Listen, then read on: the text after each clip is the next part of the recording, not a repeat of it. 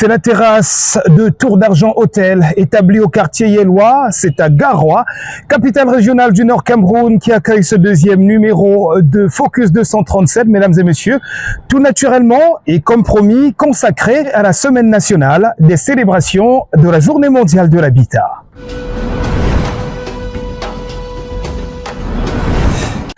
Un deuxième numéro de Focus 237 consacré à la semaine nationale des célébrations de la Journée mondiale de l'habitat, qui vous fera une sorte de compte rendu du contenu de cette semaine, mesdames et messieurs, après un premier numéro qui nous avait conduit précédemment du côté du parcours Vita, non loin d'ici, mais aussi du parc boisé de la ville de Garoua, avec une conférence de presse, une presse nationale et internationale invitée pour la circonstance, avec un échange qui a été des plus fructueux. Nous allons donc voir ensemble à quoi aura ressemblé le contenu de la semaine avant la grande apothéose du 2 octobre dernier. Ça donne ceci.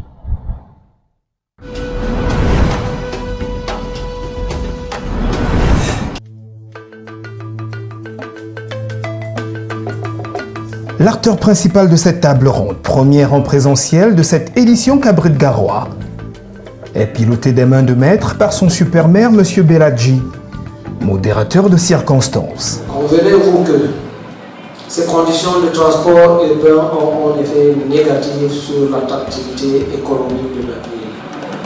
D'où l'urgence de ce projet de la municipalité qui nous réunit ici et aujourd'hui dans cette auguste salle. Voilà, le fin mot de la table ronde est donné. Le transport.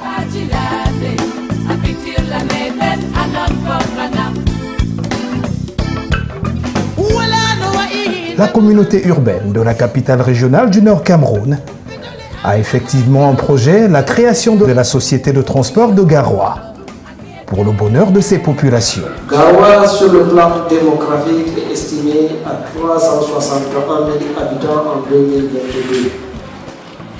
Il a connu une croissance exponentielle ces dernières années, d'où la nécessité d'accroître les équipements socio-économiques pour les adapter aux besoins des populations. Sur le plan infrastructurel, la ville dispose d'une voirie urbaine conséquente et plusieurs artères bituminées sont à double voie et ceinturées par une voie périphérique. Garoua possède en effet l'une des meilleures voiries municipales du Cameroun. Et ce projet de transport urbain est la bienvenue du fait de l'élargissement de la ville sur des distances difficilement surmontables, difficulté qui n'est guère l'apanage de Garoua. Toutes les métropoles de la République du Cameroun en souffrent, d'où cette mesure étatique.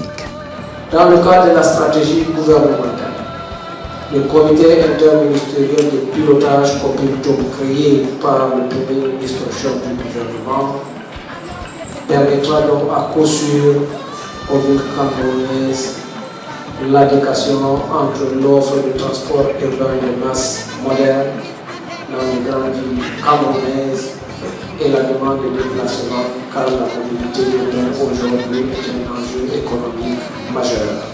Et la ville aura bénéficié donc d'une subvention de l'État d'un montant de 250 millions pour financer le volet infrastructurel du projet, dont le montant global du projet s'élève à 2 milliards de francs CFA. 2 milliards de francs CFA, budget global de la société de transport urbain de Garoua en gestation. Sujet principal de cette table ronde, tribune d'édification par les différents panélistes de ce projet majeur de la communauté urbaine locale. Sans plus tarder, permettez-moi de passer la parole à M. Bonga Mouchi pour qu'il puisse nous dérouler le projet technique de la société de transport de la ville de Garoua. Je vous remercie. Je voudrais vous prier de me suivre sur 10 points.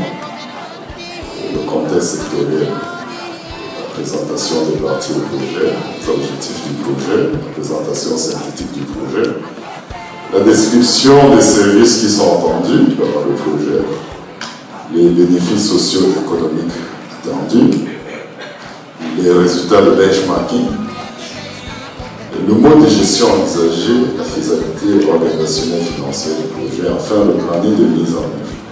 Donc, M. Mouchine l'a souligné dans le projet, le bus sera stationné en plein air chaussée, donc il fallait une circulation spécifique pour ça, et les arrêts bus pour spécifier les endroits là où le bus sera stationné.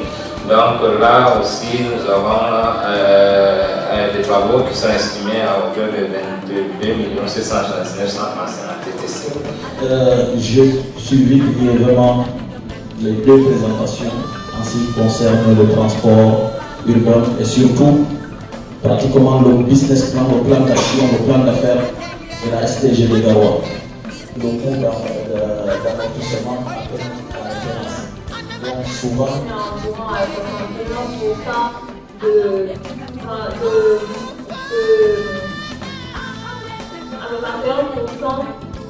de la part modale de l'Internet. Monsieur le maire, j'ai suivi le directeur de touristique qui a relevé le taux d'accident qui était à presque 15%. Mais il faut le dire de manière honnête qu'au jour d'aujourd'hui, en 2023, ça a beaucoup diminué pour qui transporte les malades. Comment ça se passe aujourd'hui? Dans la majorité des cas, lorsqu'une maman veut sortir, on fait appel à ce qu'on appelle le kéké napo. Je ne sais pas s'il y a un syndicat de kéké napo aussi qui existe. Aussi, ça rentre dans la catégorie des monteurs d'accident. Vous comprenez? Ils ont dit à vos collègues de Garoua, de Maroc, de partout que vous êtes national, je pense, de leur dire de payer toutes les recettes attendues de cette activité qui est déjà réglementée par l'État. Je ne sais pas si vous suivez l'actualité, tous ces derniers jours, le MINACT est en train de dire. Je vous remercie. Nous sommes allant de Garoua jusqu'à Gaoudéré. L'État est en négociation avec certains partenaires pour le financement de ce tronçon. Merci.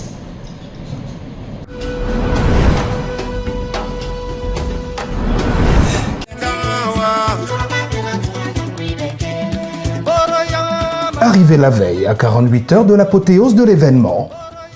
C'est aux premières heures de la matinée de ce dimanche 1er octobre 2023 que Madame la ministre Ketia Cortés fait son entrée sur le site de l'événement. Bienvenue à Rumdadia.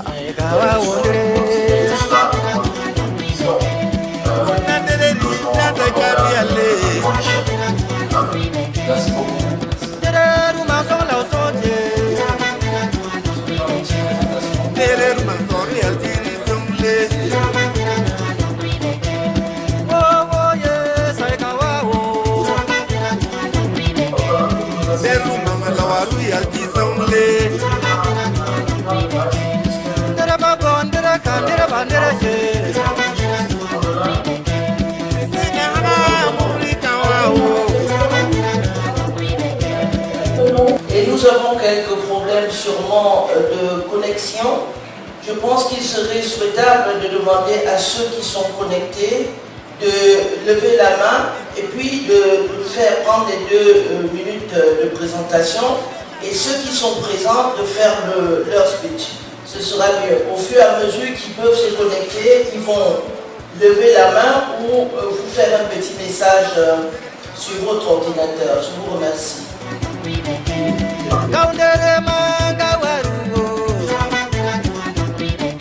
Les précisions sont on ne peut plus claires. En voici le panel. Avec les pouvoirs publics de tous les pays où ADOA est présent.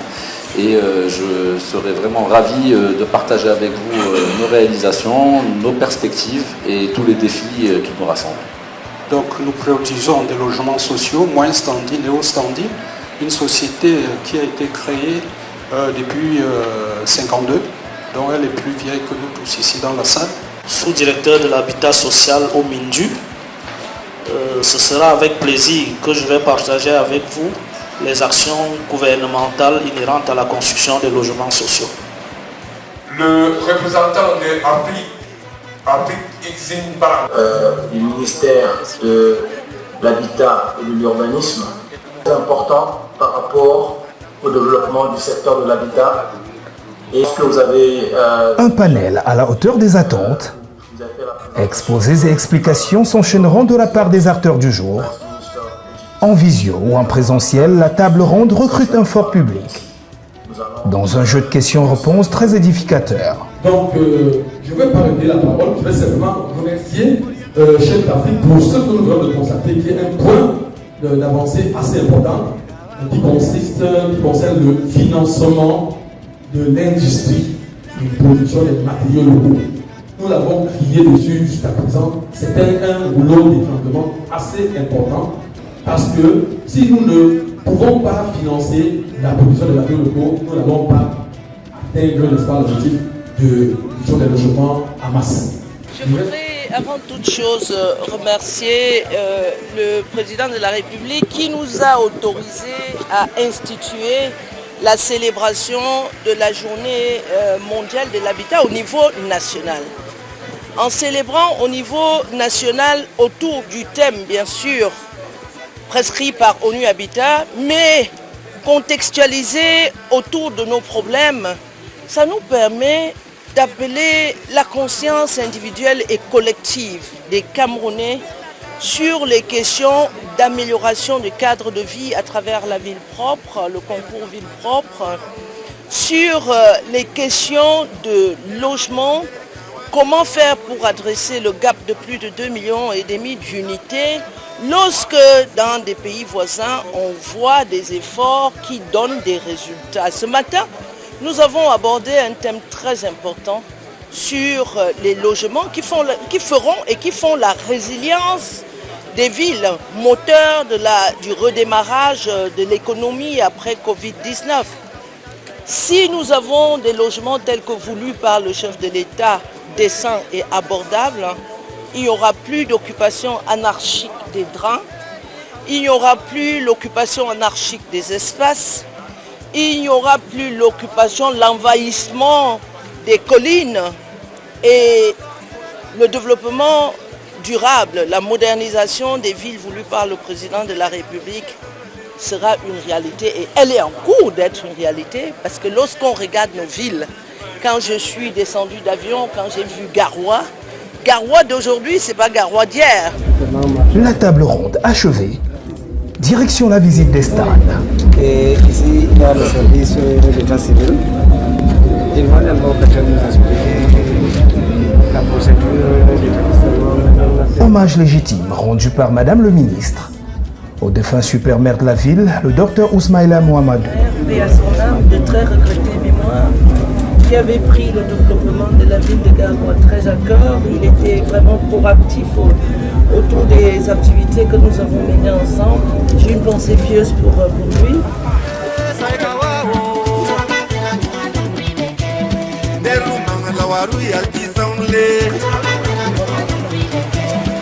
Dans le stade de la commune la plus propre de la région du Nord pour cette célébration de la journée mondiale de l'habitat. La commune a mis en vitrine deux services phares, l'éducation et la propriété, en exposant le service d'hygiène et salubrité. Donc ici, nous avons eu des prix et Madame Philomène va se charger de nous dire comment ça se passe dans les quartiers, comment la commune s'organise pour mériter toujours ces prix. En 30 secondes. Bonjour Excellence. Bonjour. Bienvenue dans notre stand. Bon, moi je vais me charger de vous présenter la stratégie mise par le maire sur pied pour pouvoir gagner tous ces prix-là. Déjà, nous travaillons avec les chefs de quartier qui sont les présidents d'honneur dans les comités de concertation. Nous vous disons déjà que dans les quartiers, nous avons mis sur pied des comités de concertation qui sont des petits délégués, des petites délégations en fait dans les quartiers. Il y a délégués eau, délégués santé, délégués hygiène, délégués assainissement. Ils sont chargés d'impacter de manière locale dans les quartiers et nous faire monter l'information. Étant donné que nous ne pouvons pas couvrir tous les quartiers efficacement, nous travaillons avec eux pour pouvoir... Ça, c'est très bien. Essayez de visiter notre... Oui. Là, nous avons le laboratoire numérique, les appareils, imprimante 3D.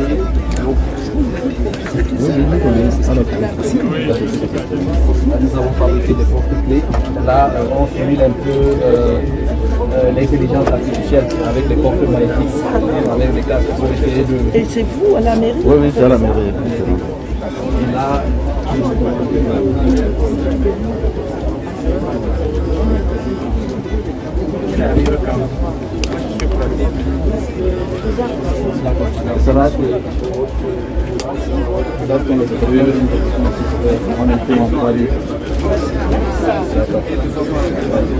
Nous allons mettre le paquet.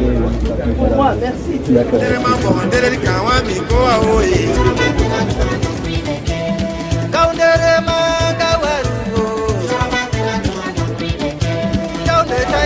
Jango idonre na yimbe tu abe waka nana ngam si gouvernement waɗata développement enen pat en ɗon acteur développement to kam mi ɗona ɗo hande ɓe jango aɓe waka ɓe nanan ɓe yaha quartier maɓe pour moyen fou o ya wuwa a propreté ya nande quartier fen fo quartier kam to en ɗon mari propreté a sare a quartier en wala ko ñu wakata wala nonon na wala bani na bani mi yetti Galaxy Radio kika on yona yimɓe jango en ɗon ensemble la célébration JMH mi ɗona hundeaja jango ɓe secteur 3 mi yettimo. Merci madame le ministre. Que dire d'autre si ce n'est c'est Django à Adja Ketia Cortez.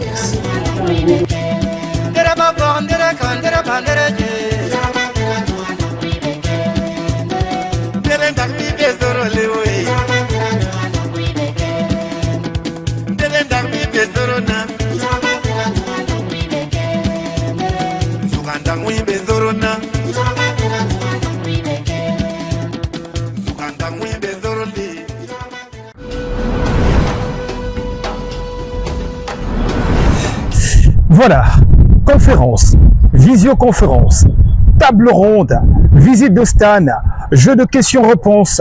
Voilà donc les ingrédients qui auront constitué le menu de cette semaine qui consacre la thématique de l'habitat une fois par an, c'est le cas de le préciser, avec Garoua pour cette édition 2023 qui en est la capitale.